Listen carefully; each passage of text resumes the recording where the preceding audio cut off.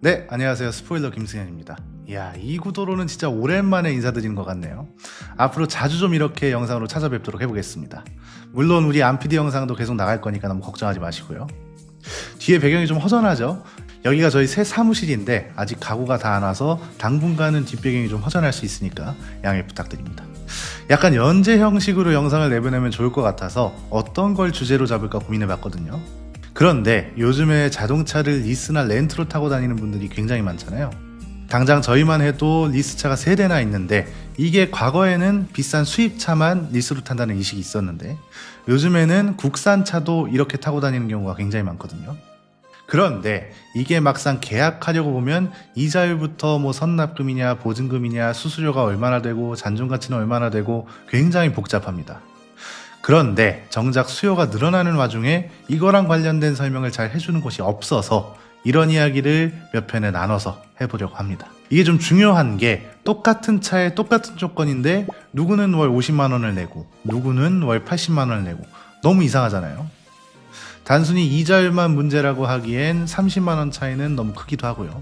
이런 것 때문에 계약하는 순간 호구되는 게 리스렌트다 이런 말도 많이 하는데 대체 왜 이러냐 이거죠. 오늘은 그래서 리스렌트가 뭔지와 같은 아주 기본적인 것부터 계약할 때 주의할 점, 그리고 리스렌트에 유리한 차종은 또 뭐가 있는지 이런 이야기들을 연이어서 해보려고 합니다. 막상 들여다보면 그렇게 어렵지 않습니다.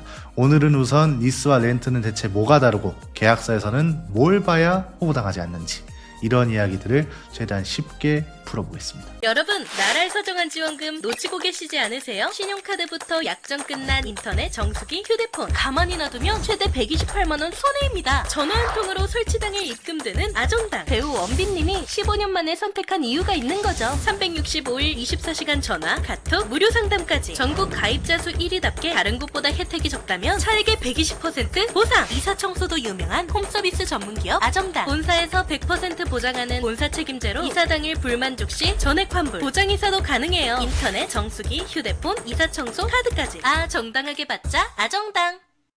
자동차는 사실 일시불로 한 번에 구매하는 게 가장 깔끔하고 편하긴 합니다. 그런데 그럼에도 리스 렌트 시장이 커지고 있는 이유는 때에 따라 리스나 렌트가 더 이득인 사람도 있고 계약하는 조건에 따라서 오히려 돈을 버는 경우도 있어서 그렇다고 보거든요. 그냥 아주 단적인 예로 저희도 320D를 리스로 타다가 계약이 만료돼서 인수를 한 다음에 중고로 넘겼거든요. 설정된 잔존가치보다 중고 시세가 더 높아서 오히려 700만 원을 받고 중고로 넘겼습니다. 나는 일시불로만 살 거라서 상관없다 이렇게 생각하시는 분들은 오늘 영상은 막 집중해서 보실 필요는 없고요. 리스나 렌트를 고려하시는 분들한테는 꼭 필요한 내용일 겁니다. 우선 실제로 리스 렌트 시장 규모가 얼마나 커져 있냐, 렌트 시장은 지난 2022년에 100만 대를 돌파했고 작년에는 110만 대를 넘어선 걸로 통계가 잡혔습니다. 롯데렌탈이 국내 렌터카 회사 1위거든요. 여기 기준으로 보면 작년 1분기 계약 건수만 18,850건이 넘었고 이건 분기 기준으로 창사 이래 가장 많은 계약 건수였다고 합니다.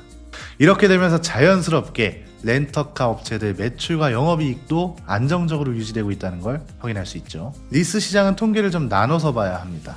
우선 이 그래프를 보면 은행 오토론이 2024년 들어서 확 줄어들었다는 걸 알 수 있잖아요. 그런데 이건 4대 은행만 취합한 자료고요. 이렇게 줄어드는 구간은 금리가 높아진 기간이라는 걸 알 수 있습니다. 그런데 또 리스는 4대 은행에서만 하는 게 아닙니다. 캐피탈사가 워낙 많은데 여신금융협회 통계를 기준으로 보면 2020년부터 2024년까지 12조 원에서 14조 원 규모를 계속해서 왔다 갔다 하고 있습니다. 엄청나죠? 아무래도 금리 영향을 받기 때문에 2024년쯤에 규모가 잠깐 줄어들었지만 그럼에도 여전히 큰 시장이라는 걸 알 수 있는 거죠. 실제 소비자들 대상 설문자료도 보면요, 리스나 렌트를 이용할 의향이 있냐는 질문에 43%가 긍정적인 답변을 했습니다. 여기서 눈여겨볼 수 있는 게 리스 렌트 이용 시 주요 고려사항은 뭐라고 생각하냐는 질문에는 계약 관련 답변이 가장 높았습니다. 계약 조건과 가격 투명성이 나란히 상위 답변을 차지했잖아요. 그럼 이렇게 늘어나고 있는 리스와 렌트는 도대체 뭐냐? 간단합니다. 우선 의미 정도만 정리해보면요, 리스와 렌트 모두 내가 차주가 아니라는 점은 똑같습니다. 리스는 여기서 두 가지로 나뉩니다. 금융 리스와 운용 리스가 있죠. 우선 금융리스는 리스 계약이 끝난 다음에 이 차를 인수할 거라는 걸 전제로 하는 경우가 많습니다. 그래서 이건 사실상 렌탈보다 할부 구매에 가깝다고 보시면 됩니다.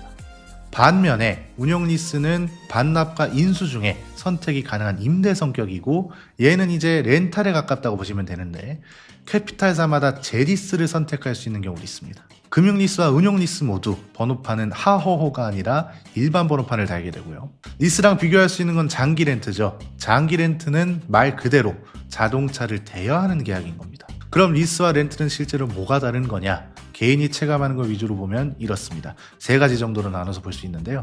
첫 번째는 우선 많이들 아시는 거, 소유 명의와 번호판 체계가 다르다는 게 있죠. 장기 렌트는 렌터카 회사 명의가 들어가고 번호판도 하호호 번호판이 달리고요. 리스는 리스사 명의가 통상 들어가고 번호판은 일반 번호판을 씁니다. 두 번째는 월 납입료와 계약 만기가 됐을 때 어떤 선택지가 주어지냐, 여기서부터는 좀 중요한 내용인데요. 우선 운용리스는 월 납입료에 보험료와 세금이 포함되는 경우가 대부분입니다. 반면에 금융리스는 보험을 별도로 가입해야 되고요.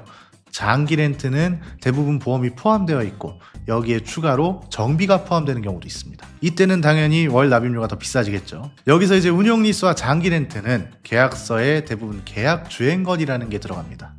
연 2만 킬로미터, 3만 킬로미터 이런 식으로요. 이 약정을 초과하면 당연히 정산금이 발생하겠죠. 계약이 만기됐을 때 선택지에도 좀 차이가 있습니다. 금융리스는 앞에서 말씀드린 대로 인수 쪽으로 설계되는 성격이 강하고요. 운용리스랑 장기렌트는 대부분 반납이 기본이고 이게 아니라면 아예 인수를 하거나 리스를 연장하는 것 중에 선택하는 게 일반적입니다. 세 번째는 중도 해지를 하게 될 때 이게 이제 계약자 입장에서는 살짝 위험한 구간이라고 할 수 있는데요. 리스는 약정기간 내, 그러니까 계약기간이 끝나지 않았는데 해지를 원하거나 반납을 하려 한다. 그럼 위약금이 발생하는 게 일반적입니다. 이건 한국소비자원에서도 계약 조건에서 위약금 산정 같은 걸 주의사항으로 별도 안내하고 있습니다. 이게 그만큼 중요하다는 건데 위약금이 차 가격에 따라서 몇 천만 원에 달할 때도 있어서 무조건 잘 살펴보셔야 하고요. 이건 장기 렌트도 비슷합니다. 약관이나 계약에 따라서 중도 해지 비용이 당연히 발생합니다. 그럼 리스랑 렌트는 각각 언제 유리한 거냐? 이것도 나눠서 보면 쉽습니다. 우선 금융리스가 유리한 건 어떤 경우냐? 이 차는 내가 계약이 끝나고 나서 인수해서 오래 타고 싶다? 그럼 금융리스가 유리합니다. 왜냐하면 초기에 들어가는 현금을 아끼기 위한 목적에 딱 맞고 보험과 정비를 직접 통제할 수 있어서 사실상 관리도 내가 다 해야 하거든요. 애초에 오래 탈 생각이면 처음부터 모든 걸 내가 관리하는 게 좋으니까 이런 목적에 딱 맞는 방식이라고 할 수 있는 거죠. 다만 회계적인 부분이나 부채로 잡히냐 안 잡히냐는 내가 가지고 있는 회사 상황에 따라서 달라질 수 있기 때문에 담당 세무사와도 논의를 해보시는 게 좋고요. 운용리스가 유리한 경우도 있습니다. 우리 회사 또는 내가 차를 굉장히 자주 바꾼다. 그래서 계약이 만료되면 차를 무조건 반납하고 주행거리도 거의 일정하고 차 관리도 잘한다. 그런데 또 렌터카 번호판은 싫다. 그럼 운용리스도 괜찮습니다. 여기서 차 관리와 주행거리가 왜 중요하냐? 수입차는 대부분 잔존 가치를 어떻게 잡느냐에 따라서 성패가 갈린다고 보시면 되거든요. 예컨대 내 차 잔존 가치가 4천만 원으로 잡혔어요. 그럼 내가 이 차를 인수할 때 4천만 원을 내고 이에 따른 취득세만 추가로 내면 되는 겁니다. 이때 만약 중고차 시세도 4천만 원 정도다. 그럼 이제 주행거리나 차 관리 상태에 따라서 내 차 시세가 바뀔 거잖아요. 주행거리가 짧고 차 관리 상태가 좋아서 중고차 딜러가 4,500만 원에 가져가겠다 한다. 그럼 그만큼 나는 이득을 보는 거죠. 반대의 경우라면 당연히 손해를 보는 거고 이럴 때는 그냥 반납을 하는 게 좋겠죠. 앞에서 잠깐 언급해드렸던 320D 있죠. 이걸 인수해서 팔았을 때 700만 원 정도 이득을 본 것도 이런 경우인 겁니다. 장기 렌트가 유리한 경우는 뭐냐? 보험, 세금, 정비 이런 걸 그냥 한 번에 묶어서 예산을 고정하고 싶다. 그리고 사고 처리나 보험갱신, 정비 예약 이런 관리 업무를 덜고 싶다. 이럴 때는 장기 렌트가 나쁘지 않죠. 반대로 리스와 렌트를 절대로 하면 안 되는 경우도 있습니다. 이건 리스나 렌트나 공통사항이라 보시면 되는데요. 초기 비용이 제로다. 이런 것만 보고 계약하는 경우 이런 거에 혹해서 계약하면 안 되는 게 리스와 렌트입니다. 왜냐하면 사람 일이 어떻게 될지 모르는 거잖아요. 갑자기 그 달에 무슨 문제가 생겨서 월 납입금을 조금이라도 못 내게 되면 신용도에 문제가 생기고 곧바로 연체로 쌓이게 되는 겁니다. 그리고 이런 경우에는 중도 해지 가능성도 높아진다고 봐야겠죠. 예를 들어서 퇴사를 하거나 내가 하던 일이 갑자기 안 풀리거나 사업상 문제가 생기거나 갑자기 어디에 큰 돈이 들어갈 수도 있는 거잖아요. 즉, 내 상황이 안정되지 않은 상태에서 장기 계약을 해버리는 건 문제가 있다는 거죠. 여기서 많은 분들이 착각하는 게 흔히 일시불 구매만 현금 여유가 있어서 그런다고 생각하시는데 리스와 렌트도 현금 여유가 있는 상태에서 해야 한다는 거죠. 그렇지 못한 상태에서 무리해서 한다면 그런 걸 흔히 카푸어라고 하는 거고요. 사실 이게 가장 쉬우면서도 가장 많이 실수하는 내용이라고 봅니다. 그 다음은 나는 사업자니까 죄다 비용 처리 되겠지 이러면서 계약하는 경우입니다. 무조건 세제 혜택을 받을 수 있다고 단정 지으면 안 됩니다. 업무용 승용차는 운행 기록부를 무조건 작성해야 되는 건 아니거든요. 이건 국세청 설명도 그렇게 돼 있는데 여기서 중요한 건 업무용 승용차로 인정되는 경우가 있고 그렇지 않은 경우가 있다는 거죠. 여기에 부가세 환급도 중요한데 비영업용 소형 승용차는 구입, 임차, 유지 관련 매입세액은 불공제되는 경우도 있습니다. 업종이나 차종에 따라 달라지기 때문에 리스 렌트를 하면 부가세가 무조건 환급된다 이렇게 단정 짓고 계약하면 안 된다 이렇게 정리할 수 있습니다. 자, 그럼 이제 실전에서 필요한 내용인데요. 그럼 도대체 계약할 때는 어떤 걸 봐야 하는 거냐?